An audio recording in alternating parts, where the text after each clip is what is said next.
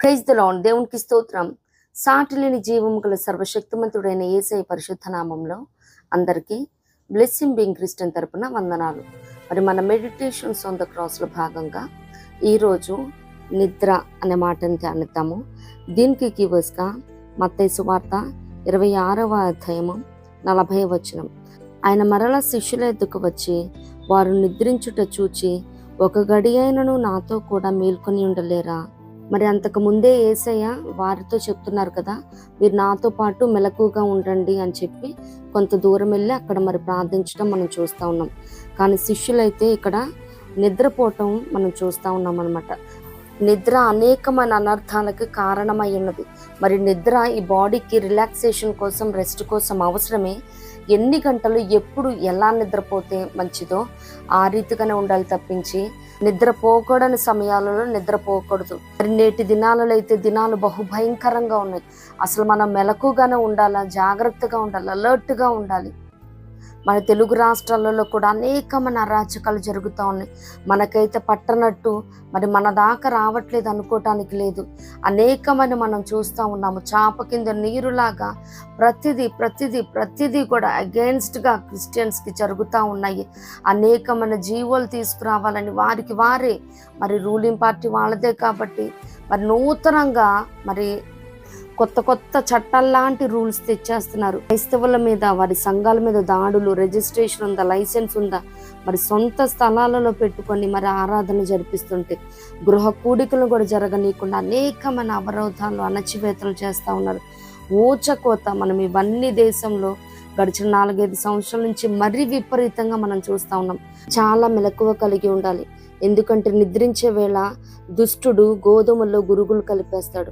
అలాగే మరి యేసయ్య అంటున్నారు కదా, మీరు శోధనలో ప్రవేశించుకుంటున్నట్లు మెలకుగా ఉండమని ప్రార్థన చేయమని చెప్తా ఉన్నారు. మెలకు అన్నది శోధనలో ప్రవేశించకుండా ఉండటానికి కూడా అవసరమై ఉన్నది. దేవునికి స్తోత్రం. మరి అంత మాత్రమే కాదు కానీ మరి ఒడిలో నిద్రపోయాడు సంసోను. తన బలాన్ని మొత్తం కోల్పోయి బలహీనమై మరి బానిసగా చెరపట్టబడినారు. మరి ఓడలో నిద్రపోయాడు ప్రవక్త అయిన యోన. మరి తుఫాను చెలరేగింది. కిటికీలో నిద్రపోయాడు యవనస్తుడైన ఐతుకు. శాశ్వతంగా నిద్రపోయాడు కానీ మరలా బ్రతికించబడినాడు. మన పితరుడైన అబ్రహాం గారు బలిపీఠం కట్టి దాని ముందు గాఢ నిద్రపోయాడు. మరి సంతానాన్ని గుర్చి శాపాన్ని పొందుకోవటం మనం చూస్తూ ఉన్నాము. ఆ శాపం కారణంగానే బానిసత్వంలోకి ఇజ్రాయేలు వెళ్ళటం మనం చూస్తూ ఉన్నాం అన్నమాట. మరి మన నిద్ర మన సంతానానికి, మన బిడ్డలకి అది ఆశీర్వాదకరంగా ఉండాలి కానీ శాపాన్ని తెచ్చేదిగా, పాపాన్ని కూడగొట్టేదానిలాగా ఉండకూడదు అన్నమాట. నిద్రపోతున్నప్పుడు శత్రువు ఈజీగా అటాక్ చేస్తాడు.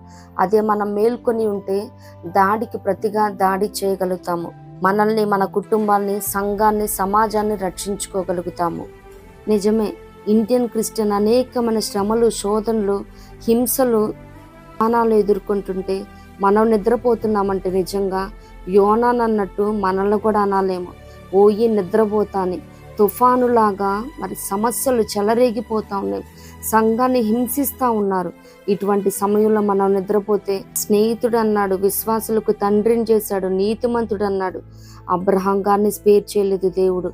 అలాగే మరి తన ప్రవక్త యోనాని స్పేర్ చేయలేదు.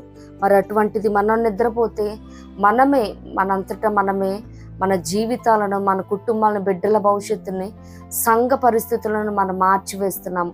అవి చెడుకి, హానికి కారణమవుతున్నాయి. మన ప్రార్థనలేమి సమస్తానికి కారణమైనది. ప్రార్థన ప్రాకారాన్ని కడుతుంది, ప్రార్థన కంచెను వేస్తుంది. మనం మెలకువగలిగి ప్రార్థించినప్పుడు నిజముగా లేఖనాలు సెలవిస్తున్నట్టు, నిద్రించుచున్న నీవు మృతుల నుండి లే అని చెప్తున్నట్టు మేల్కొనాల్సిన పరిస్థితి వచ్చింది. అక్కడ అతి సమీపంలో ఉంది. మరి మొన్న వచ్చిన సునీత విలియమ్స్ గారు కూడా స్టేట్మెంట్ చేశారు కదా, అతి త్వరలో భూమి అంతరించబోతుందంట. ఇలాగే నిద్రావస్థలో ఉంటే విడవబడతాము, బహుభయంకరము. మరి మేల్కొని ఉందాము, సిద్ధపాటు కలిగి ఉందాం, ఆయన రాకడలో ఎత్తబడదాము. ఇట్టి కృప ప్రభు మనందరికి అనుగ్రహించును గాక. ప్రభు కృప మనందరికి తోడైండును గాక. ఆమేన్.